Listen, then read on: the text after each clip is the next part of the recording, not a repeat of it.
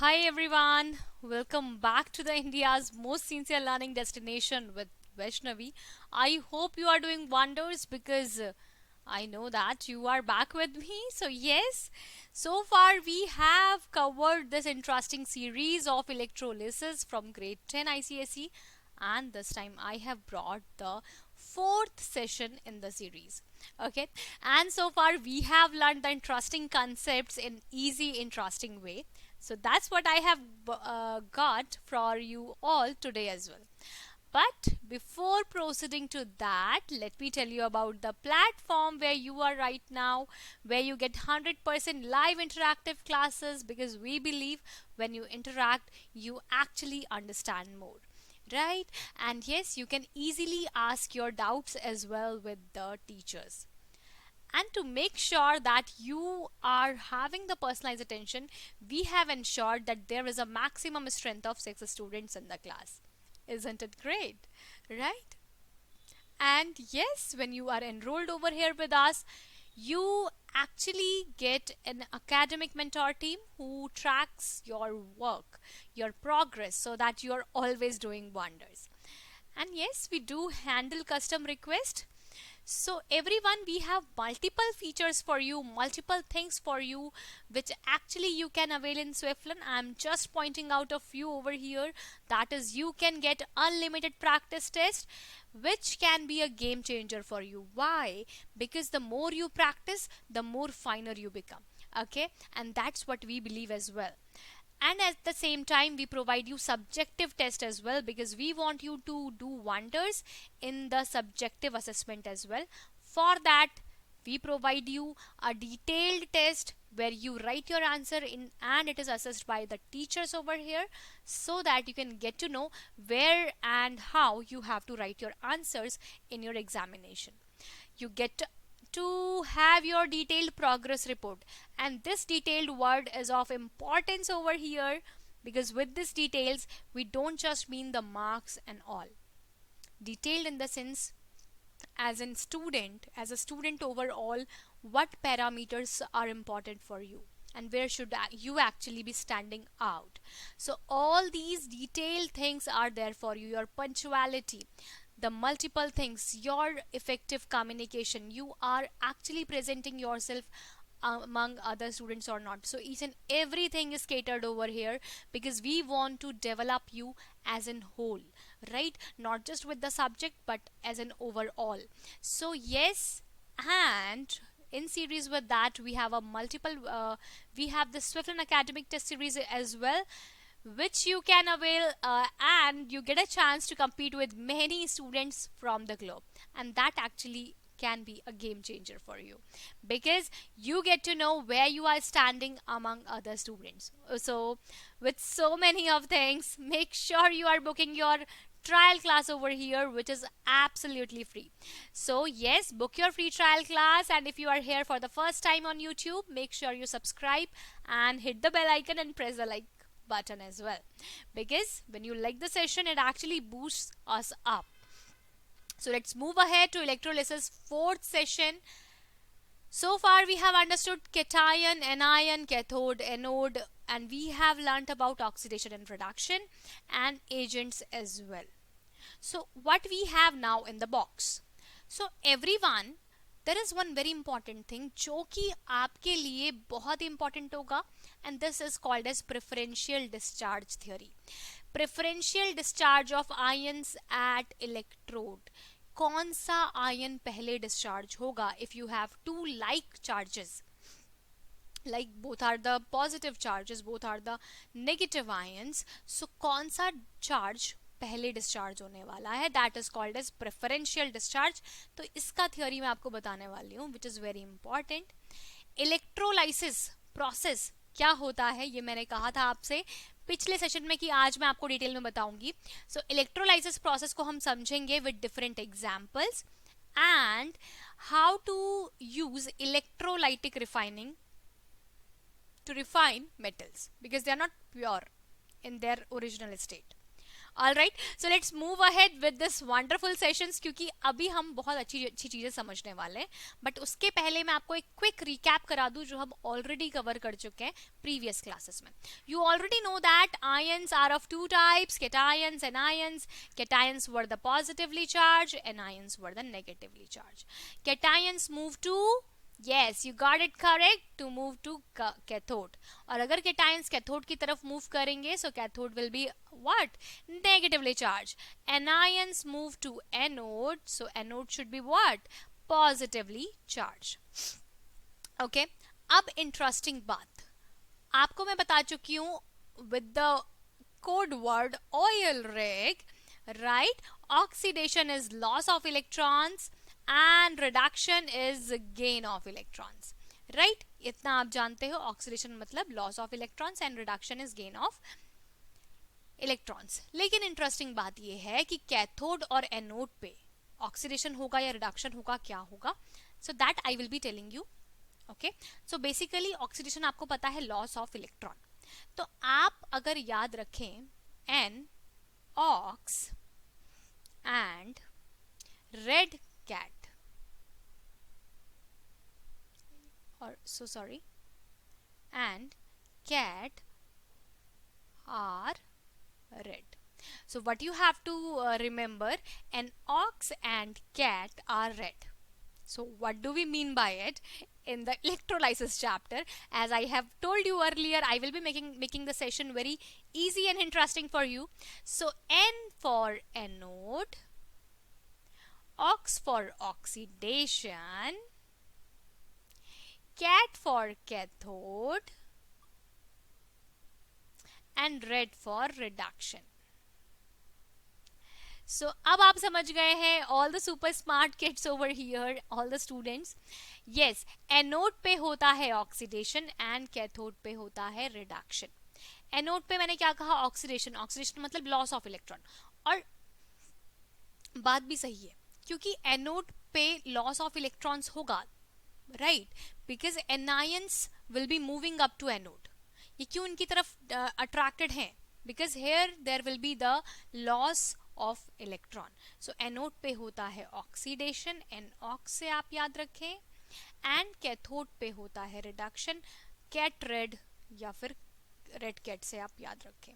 So an ox and cat are red means anode पे होता है ऑक्सीडेशन, कैथोड पे होता है reduction. Oxidation is you already know by this oil rig, that is oxidation is loss of electron and reduction is gain of electron. So I hope इतना concept आपको clear है. This is very very important because सारे questions यहीं से ही आते हैं in a way or other. So ये basic idea अगर आपको clear है, so chapter पे आपका almost 50% काम पूरा है. So these three concepts are super important. So cations and ions का difference आपको already पता है. Cations are positively charged, they move to cathode and cations will be gaining the electron. क्योंकि मैं आपको बता चुकी हूँ cathode पे क्या होता है? reduction. और reduction होने के लिए क्या करना है? rig, that is gain of electron. So cations will be gaining the electron. Cations कैसे होते हैं? positively charged. So they will be gaining the electrons, they will be gaining the electrons from cathode and they will become a neutral atom. क्योंकि जो भी आपका positive charge है आप उसको न्यूट्रल कैसे करेंगे? आप कैटायन को न्यूट्रल कैसे करेंगे? कैटायन कैसा है? पॉजिटिव. आपको इसको न्यूट्रल करने के लिए चाहिए एक नेगेटिव चार्ज, यानी कि नेगेटिव बोले तो इलेक्ट्रॉन, तभी ये न्यूट्रल हो पाएगा. तो न्यूट्रल अगर ये गेन कर नेगेटिव सॉरी इलेक्ट्रॉन अगर ये गेन कर रहा है, सो it will B actually what is happening to the at the cathode? It is actually getting a reduction is taking place over here at the cathode. Super simple but important. Anions, as you know, negatively charged, so they move to anode. Anode as you know are the positively charge. अब anions को neutral बनने के लिए क्या करना है? Electrons को lose करना है, राइट? तभी ये न्यूट्रल बनेंगे. सो इलेक्ट्रॉन्स को लूज करना मतलब they will be oxidized, right? So anions will be oxidized, or you can say that at anode oxidation takes place. right? Now we are moving ahead with this preferential discharge of ions. Preferential discharge matlab कि if we are having two same type of charges in the solution, in the electrolytic solution, अगर आपके पास electrolytic solution में दो same type के charges हैं, okay, ठीक है, तो कौन सा वाला आयन पहले जाके डिस्चार्ज हो जाएगा कैथोड या एनोड पे? सो ये हमें पता करना है. This is what we call as preferential discharge. So let's deep dive into it to understand the concept.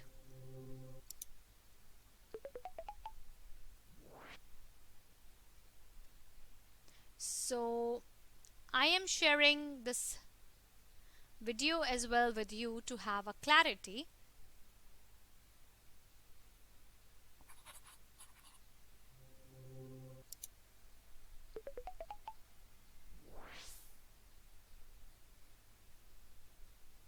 This lesson looks at what happens when brine undergoes electrolysis. You may need to look at our lesson what happens in electrolysis before going any further. The electrolysis of brine is an industrial process which is carried out on a large scale, but we can look at the process on a smaller scale in the laboratory. Brine is a saturated solution of sodium chloride. We don't want the electrodes to become part of this reaction, and so we use carbon electrodes. So very important thing over here, whenever we don't want the electrodes to be the part of the reaction, we will be using inert electrodes. Inert electrodes means which do not take participation in the reaction, but where we use electrodes to get reacted in the reaction, जहाँ पे हमें electrodes की reaction में participate करवाना है, there we use electrodes, और उन चूंकि they are taking part in the reaction, they are called as active electrodes. Very important thing which you can memorize actually, right? So let's understand कि अभी जैसे हमने brine का example लिया, so brine example में आपने देखा brine is the aqueous solution of sodium chloride, right? Aqueous solution of sodium chloride. So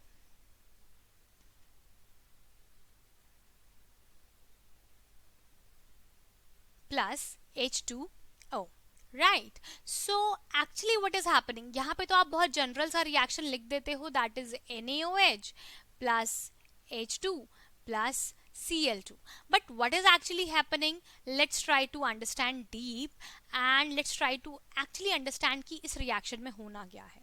And you know that here you have two kinds of different ions present. So the very first thing for the preferential discharge, देखो preferential discharge को समझने के लिए पहले हमें ये देखना पड़ेगा कि ये electrochemical series पे किस तरीके से dependent है. So as you know that you are having the electrochemical series from potassium, right? You have this electrochemical series from potassium. So you have K, then Na, then Ba, then Ca, then Mg, then Al. Okay, I'm not writing each and every one, but I hope you know this. Now everyone pay attention. आपको पता है कि potassium is more reactive than sodium and sodium is more reactive than magnesium. ठीक है, अब जरा इनके ionic form की बात कर लेते हैं. You know aluminium is 3+, magnesium is 2+, calcium 2+, sodium 1+, barium 2+, potassium 1+. तो अब इंटरेस्टिंग बात यह है कि सबसे पहले डिस्चार्ज किसका होगा. रिएक्टिविटी नीचे से ऊपर जाने में रिएक्टिविटी इंक्रीज होती है. You know that potassium is more reactive. लेकिन अगर मैं आपसे कहूं कि as you go down the preferential discharge, the ease of discharging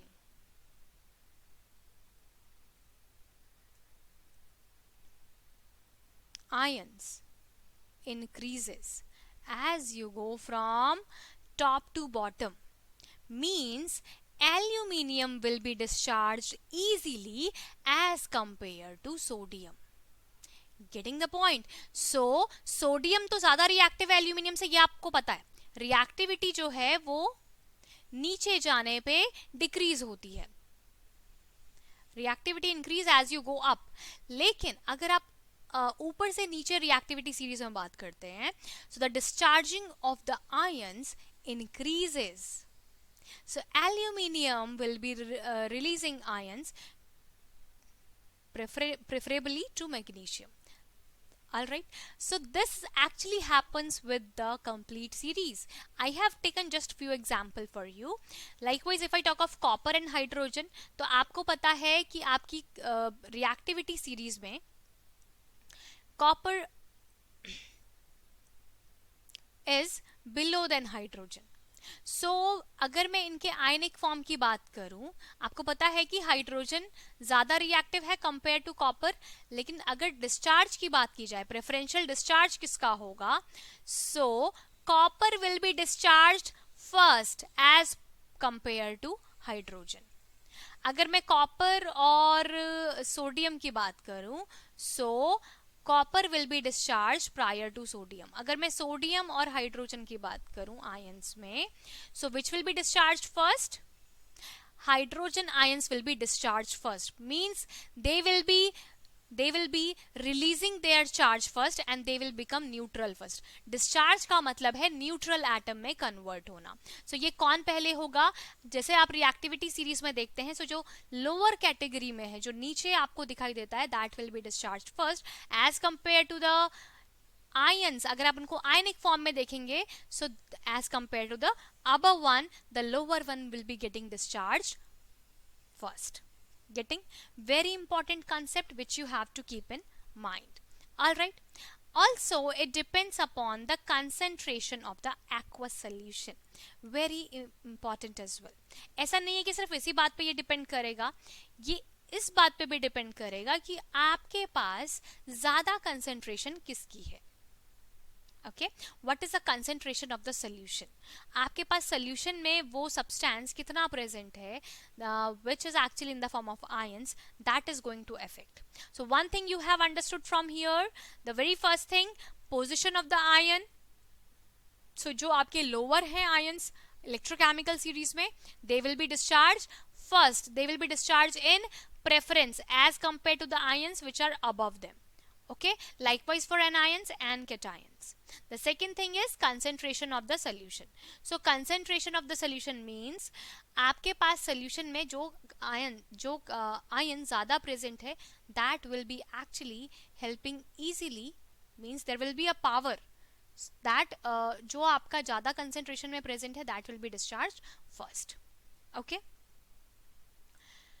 So third thing is, generally ये चीज़ आपके लिए सेकेंड रूल था.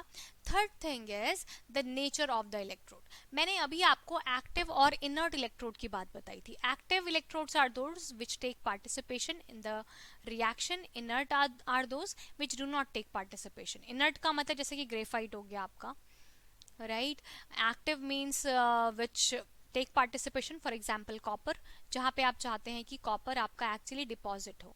इनर्ट में मैंने बात करी जैसे ग्रेफाइट, प्लैटिनम, अगर आप चाहते हैं कि ये रिएक्शन ना करें, ठीक है. तो इनर्ट लाइक ग्रेफाइट, प्लैटिनम, और एक्टिव में आपको कॉपर हो गया, निकल अगर आप चाहते हैं, निकल की इलेक्ट्रोप्लेटिंग, क्रोमियम आप यूज कर रहे हैं, this is active electrode. Active मतलब वो रिएक्शन में पार्टिसिपेट करने वाला है. सिंपल, ठीक है. अब हम देख लेते हैं कि इलेक्ट्रोलाइसिस का प्रोसेस होता कैसे है. सो फॉर दैट यहाँ पे I am sharing a video as well with you.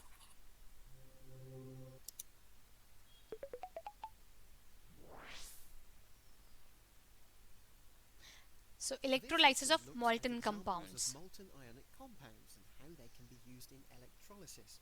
Before going any further, you'll need to know what electrolysis is, and you may wish to refer to our lesson, What Happens in Electrolysis. Ionic compounds are formed by the strong electrostatic bonds between positive and negative ions. The oppositely charged ions are locked into a rigid and regular structure, and since the ions are fixed in position and aren't free moving, an ionic solid cannot conduct electricity or undergo electrolysis. But one way of making it conduct is to heat it until it melts. In our examples here, the cations or positive ions are all metals, But it's worth noting that hydrogen can also be a cation in an ionic compound. Well, we're going to look at molten sodium chloride. The ions are a sodium cation and a chloride anion. Sodium ions will be attracted to the negative electrode, the cathode, where they combine with electrons to give sodium atoms. This is a reduction reaction. Each ion gains one electron and sodium metal is produced. At the anode, or positive electrode, the chloride ions will each give up an electron and become a neutral chlorine atom. This is an oxidation reaction. The single chlorine atoms then pair up to form chlorine molecules and chlorine gas is produced. Overall, the electrolysis has split the molten sodium chloride into its elements, sodium and chlorine. And this is how sodium and chlorine are produced industrially. The electrodes themselves are usually made from an inert material such as carbon or graphite. This is to ensure that the electrodes aren't involved with the reaction. Another example of electrolysis is with lead bromide, which can actually be done in a laboratory. At room temperature, it's a solid, and as we've seen with other ionic solids, it won't conduct as the ions.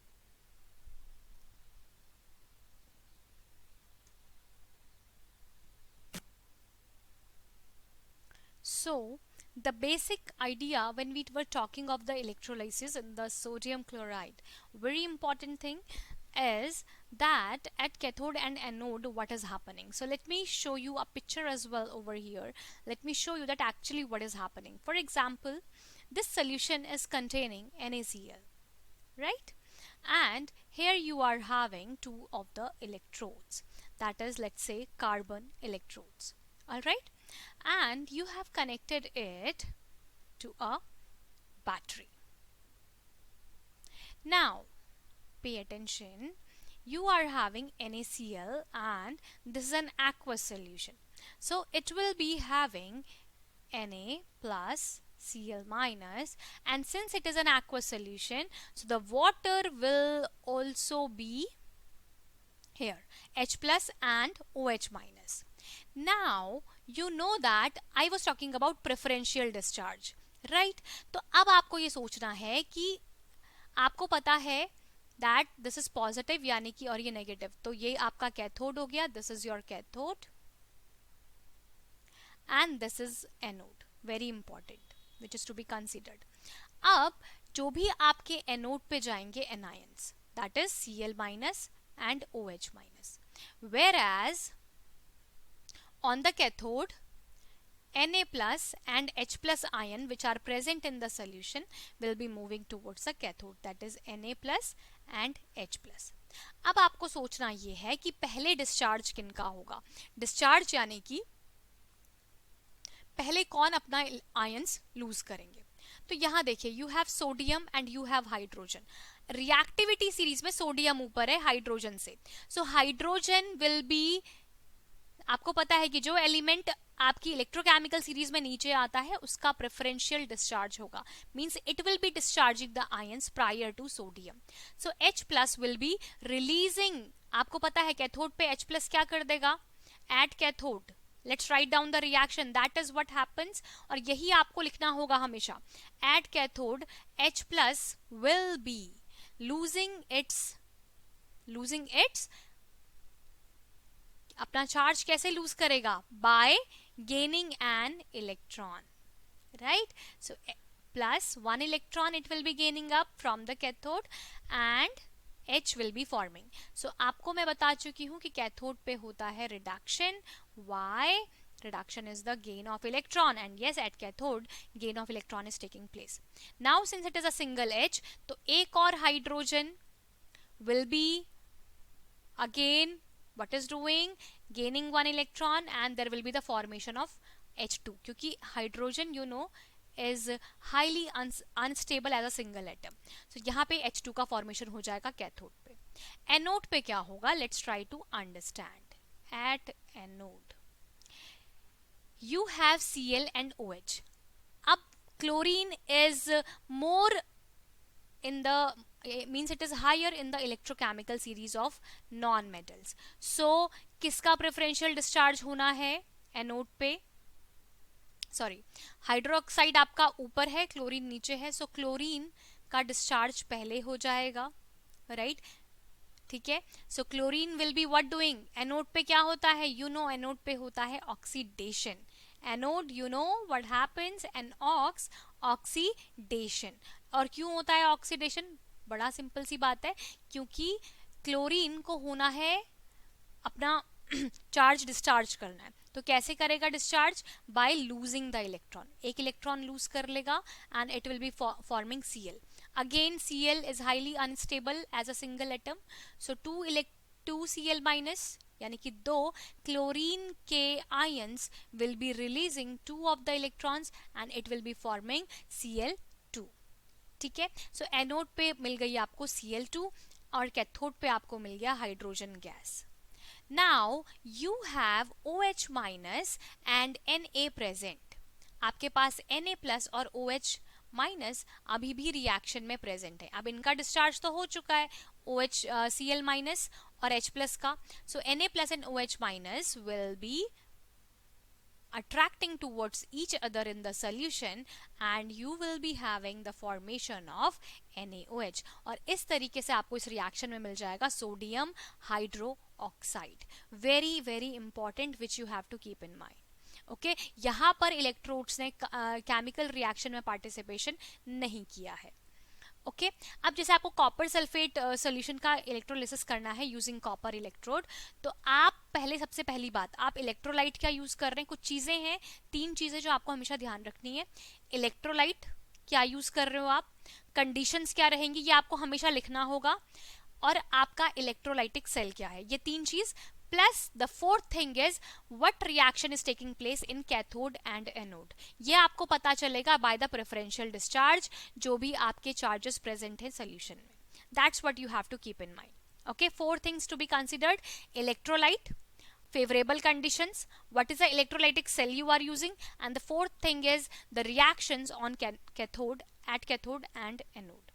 तो electrolyte आपने use किया, चूंकि आपको electrolysis करना है copper sulphate solution का, तो आपने इलेक्ट्रोलाइट यूज किया कॉपर सल्फेट. ऑब्वियसली आप एक्वस सोल्यूशन यूज करेंगे. ठीक है, कंडीशंस जनरली 12 वोल्ट और 3 एम्पेयर, क्योंकि आप इसको लेबोरेटरी पर्पस से कर रहे हैं, इंडस्ट्रियल पर्पस से तो हम नहीं कर रहे हैं. सो 12 वोल्ट्स विल बी सफिशिएंट, इतना सप्लाई हमारे लिए सफिशिएंट होगा and temperature is normal. Electrolytic cell आप क्या यूज करेंगे, या तो आप आयन क्रूसिबल या फिर ग्लास वोल्टामीटर हम यूज कर सकते हैं. आपको पता होना चाहिए कि आयंस कौन से हैं. अब आयंस क्या क्या होंगे, यू हैव कॉपर सल्फेट, और चूंकि ये एक्वस सोल्यूशन है तो यहाँ वाटर भी प्रेजेंट होगा. तो अब आपको इतना सोचने की जरूरत ही नहीं है कि आयंस कौन से प्रेजेंट होंगे. आप यहाँ से ही देख लीजिए कि आपके पास एक तो कॉपर आयन होगा, सल्फेट आयंस होंगे, एंड यहाँ से वाटर से आपके पास होंगे H plus and OH minus, right. ठीक है, ये 4 आयंस हो गए. और इलेक्ट्रोड्स में हमें चाहिए कैथोड एंड एनोड, यहाँ पे हम कॉपर इलेक्ट्रोड यूज कर रहे हैं, तो यहाँ पर हमने इलेक्ट्रोड्स को दोनों को ही कॉपर का रखा है. Now what is going to happen, cathode पे क्या होगा और एनोड पे क्या होगा. चूंकि आपके पास है कॉपर और हाइड्रोजन, अब रिएक्टिविटी सीरीज में कॉपर नीचे है, हाइड्रोजन ऊपर है, सो कॉपर का हो जाएगा, what is going to happen, copper will be releasing its electrons at, sorry, copper will be accepting, क्योंकि कॉपर आपका पॉजिटिवली चार्ज है, इसने ऑलरेडी 2 इलेक्ट्रॉन्स लूज किए हुए हैं. सोल्यूशन में आपको पता है कॉपर होगा, सल्फेट माइनस होगा, H प्लस जो कि मैं बता चुकी हूँ, और OH minus.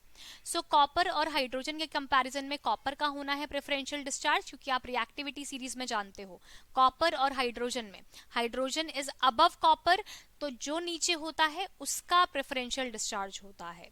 So copper will be accepting, यानी कि कैथोड पे होता है reduction gain of electron and it will be forming copper metal. So cathode पे, कैथोड आपका कौन सा है यहाँ पर बताइए, पॉजिटिव या negative. Yes, you know that cathode is negatively charge, negative charge से कनेक्टेड रहता है. सो कैथोड पे आपका कॉपर डिपॉजिट होना शुरू हो जाएगा. ठीक है, अब दूसरा चीज हम आते हैं, हमारे पास है OH माइनस और SO4 minus, right? So what is going to happen? And what is going to happen? So अब यहाँ पे आपको समझना होगा, चूंकि आपका जो एनोड है, ठीक है, एनोड है, वहां पर आपके पास है कि अब चूंकि कैथोड ने तो ऑलरेडी इलेक्ट्रॉन्स को गेन करके कॉपर ले लिया है, कैथोड पे आपका यहाँ पे आपको सॉल्यूशन से कॉपर प्रेजेंट है, एनोड पे आप जानते हैं होता है क्या? Yes, ox and ox, oxidation यानी कि loss of electron. So this copper will be releasing the electrons and there will be the formation of copper ions at anode, and this process is going to take place continuously. Alright, so cathode पे आपको, यानी कि जब भी आपको किसी भी metal को, एक बड़ी इंटरेस्टिंग बात, जब भी आप चाहते हैं कि आपके सोल्यूशन में से मेटल डिपॉजिट हो जाए, तो डिपॉजिशन कहां पे होगा? हमेशा कैथोड पे. Why?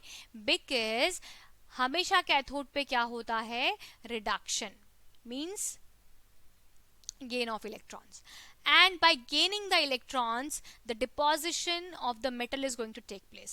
So whenever you want the metal to be deposited, जिस metal पे आपको deposit करवाना है उसे आप बना देंगे कैथोड, और जिस substance से आप चाहते हैं deposition हो उसे आप बना दोगे anode. So cathode will be the one जहां से हम चाहते हैं कि जिसके ऊपर deposition आता रहे. So जिसके ऊपर आपको electroplating करनी है, that will be made cathode. Alright, ठीक है. लाइकवाइज अब हमने, अगर हमारे पास प्लैटिनम इलेक्ट्रोड है, कॉपर सल्फेट सोल्यूशन वही हम यूज कर रहे हैं, तो अब हमारे पास क्या क्या इलेक्ट्रोलाइट होगा? So electrolyte will be the same, copper sulphate, लेकिन इस बार कंडीशंस भी सेम रहेंगी, लेकिन चेंज होने वाला है electrolytic cell, that will be glass या फिर पोर्सलिन जार, क्योंकि अब हम प्लैटिनम एक मेटल को यहाँ पर जैसे कि हमने इंट्रोड्यूस किया है. आयंस कौन कौन से होंगे? कॉपर सल्फेट है आपके पास, राइट, और वाटर भी है. सो कॉपर के आयंस होंगे, सल्फेट के आयंस होंगे, हाइड्रोजन, आई मीन टू से हाइड्रोक्साइड, और H+ आयंस आपके पास प्रेजेंट होंगे. अब जिस पार्ट पे हमको डिपोजिशन करवाना है उसको आप बना लोगे कॉपर का, वहां पे प्लैटिनम यूज करने का सेंस नहीं है, राइट, और एनोड हम यूज कर लेंगे प्लैटिनम का, ठीक है. तो now let's try to understand कि रिएक्शंस होने क्या वाली हैं, कैथोड पे क्या होगा और एनोड पे क्या होगा. Now you know again copper और हाइड्रोजन आपके पास प्रेजेंट है रिएक्शन में. सो कॉपर का हो जाएगा preferential discharge, so it will be gaining 2 electrons to form copper, और ये डिपॉजिट होता रहेगा कैथोड पे. अब एनोड पे क्या होने वाला है? Yes, very simple. आपको पता है कि आपके सोल्यूशन में सल्फेट है और हाइड्रोक्साइड है. सो सल्फेट और हाइड्रोक्साइड के कंपैरिजन में किसका प्रेफरेंशियल डिस्चार्ज होना है? हाइड्रोक्साइड का, राइट, क्योंकि अगर हम एनायंस की सीरीज में बात करें, सो सल्फेट आयंस आपके पास कंपैरेटिव टू हाइड्रोक्साइड ऊपर है, तो हाइड्रोक्साइड आयंस का प्रेफरेंशियल डिस्चार्ज हो जाएगा. सो OH- विल बी फॉर्मिंग. अब देखो यहाँ पे सिंगल OH- आयन है, ठीक है, ये एक और OH- आयन के साथ क्या करने वाला है? 2 यहाँ पे देखिए, यहाँ पर आपके पास यस, तो यहाँ पे आपके पास 2 इलेक्ट्रॉन्स का लॉस होगा, यानी कि minus, and it will be forming H2O+O. लेकिन आप जानते हो कि सिंगल O स्टेबल नहीं होने वाला है. So what is going to take place?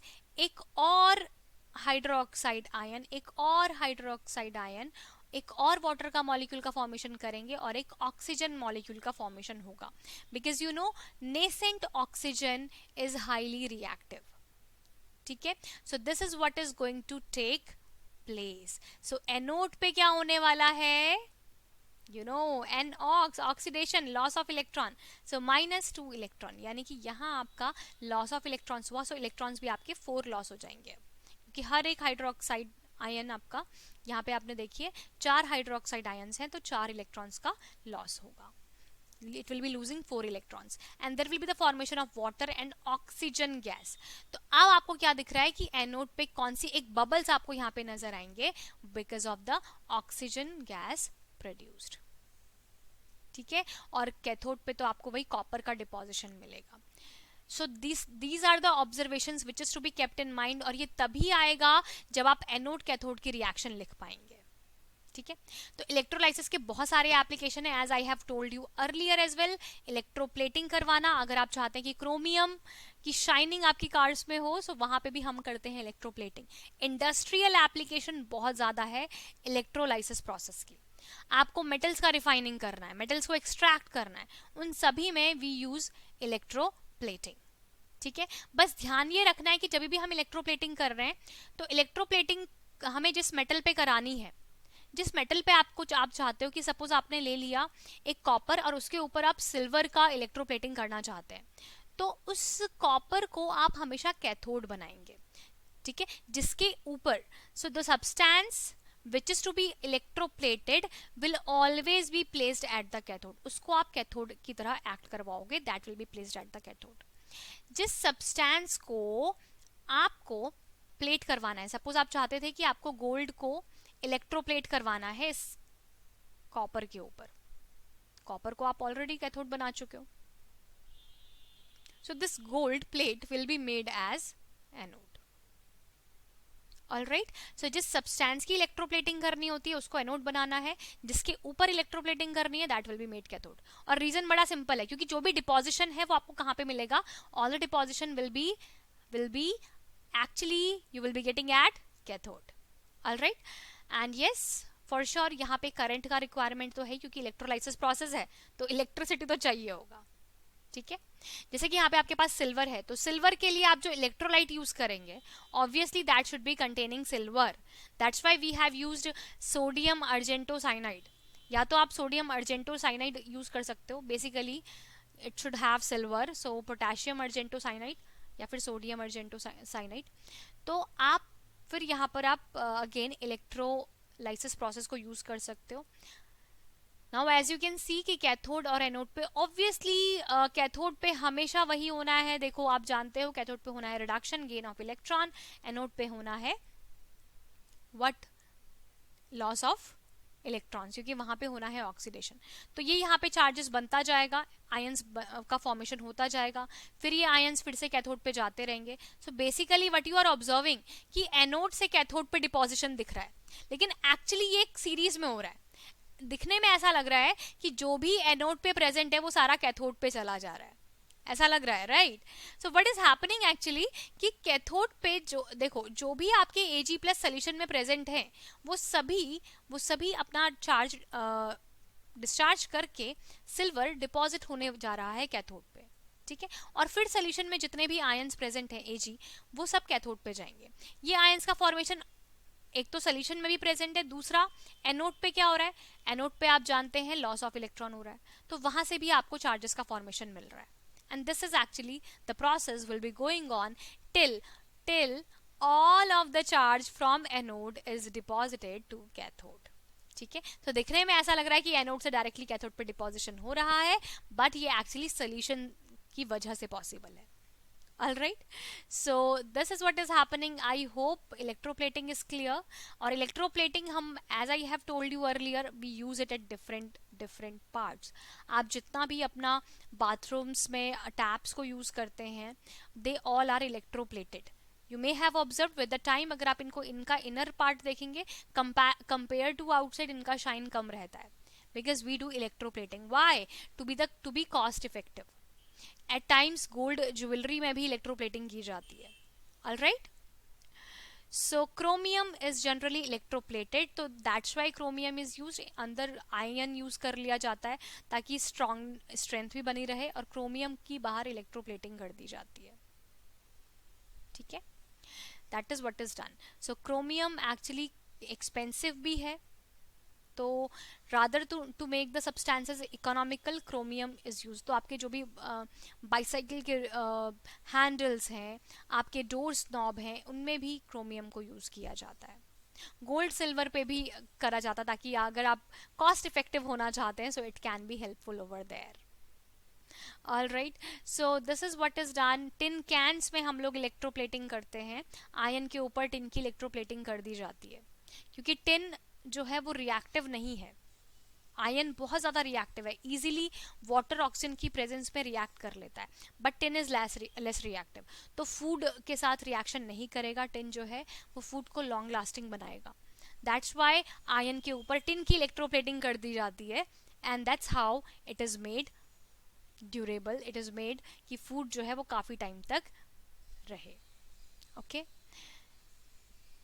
so I hope this is clear. Now we have this electrolytic refining. बहुत ही इंटरेस्टिंग चीज़ है कि इलेक्ट्रोलाइटिक रिफाइनिंग क्या है। हमें क्या चाहिए कि हमारे जो भी मेटल्स हैं हमें उन्हें रिफाइन करना है। आपको पता है कि वो प्योर स्टेट में नहीं प्रेजेंट होते हैं नेचर में, तो हमें अगर उनकी रिफाइनिंग करनी है, so for this what we will be doing, again आप क्या चाहते हैं कि आपको कैथोड पे मिले प्योर मेटल, ठीक है, और एनोड से जो भी है वो कैथोड पे जाते रहे। तो एनोड को हम बना लेंगे इम्प्योर मेटल, जो भी आपका इम्प्योर मेटल है, and the cathode will be a thin strip of the pure metal. Cathode क्या बनेगा आपका? Thin strip of the pure metal. अब इसके ऊपर डिपोजिशन होता रहेगा, और जो भी यहाँ से इम्प्योरिटी रहेगी वो एनोड मड का कहते हैं उसको, और वो एनोड मड की तरह यहाँ पर नीचे सोल्यूशन में डिपॉजिट होता रहेगा। This is what happens. और ऑब्वियसली आपको इसमें इलेक्ट्रोलाइट भी यूज करना है, तो इलेक्ट्रोलाइट हम वही मेटल का सॉल्ट यूज करेंगे।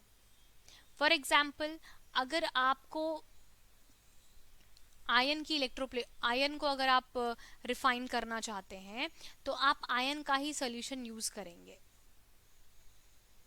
Right? That is what is done. Okay, so try understanding it. For example कि जैसे आपको मैं एक आपको बताती हूँ कि सपोज कॉपर का हम इलेक्ट्रोप्लेटिंग कर रहे हैं। कॉपर को अगर आपको रिफाइन करना है, सो copper will be what will be done, copper को आप जो भी आपका प्योर मेटल है, ठीक है, उसको आप कैथोड बना लोगे एक थिन स्ट्रिप लेकर के कॉपर की, और एनोड के ऊपर एनोड आपका बनेगा दैट इम्प्योर मेटल, जो आपका कॉपर जिसमें इम्प्योरिटीज प्रेजेंट है। And now the solution, the electrolyte will be like से कॉपर सल्फेट आपने यूज कर लिया, right? So now the charges will be getting, यहाँ पे आयंस अट्रैक्ट होते रहेंगे, and the charges will be attracted towards cathode. यहाँ पे फिर डिस्चार्ज होगा चार्जेस का, and the copper will be deposited on the cathode, and that's how you get the pure metal. So basically all in all we are using electrolysis as a process, ठीक है, and this is what we call as electrometallurgy। यानी कि electrometallurgy मतलब, metallurgy आपको पता है already, extraction of pure metals, लेकिन जब हम उसके लिए इलेक्ट्रोलाइसिस प्रोसेस का यूज करें, that is called as electrometallurgy. What I just said, metallurgy process, you know already, to extract the metals, but when we use electricity for the process, it is called as electrometallurgy. Okay, so अगर आपको जैसे sodium को extract करना है from sodium chloride या sodium fluoride, तो आप इसके लिए इलेक्ट्रोलाइसिस प्रोसेस का यूज करते हैं। Okay, that is what is done. So obviously यहाँ पर आपको कैथोड और एनोड पर रिएक्शंस मिलेंगी, और कैथोड पे आप देख रहे हैं कि सोडियम जो है वो डिपॉजिट होता रहेगा। क्लियर है? Okay, so here is a more to know fact for you. More to know fact is कि एस्ट्रोनॉट्स जो हैं वो पूरे स्पेस में ट्रैवल करते हैं, लेकिन वहां पर हीट भी बहुत ज्यादा है। So have you thought of कि इतना ज्यादा हीट की का कोई इफेक्ट नहीं पड़ता होगा क्या एस्ट्रोनॉट्स पे? Have you thought of it? So let me tell you the interesting fact as well over here कि जो भी एस्ट्रोनॉट्स का जो हेलमेट है उसके ऊपर गोल्ड का प्लेटिंग किया जाता है। Why?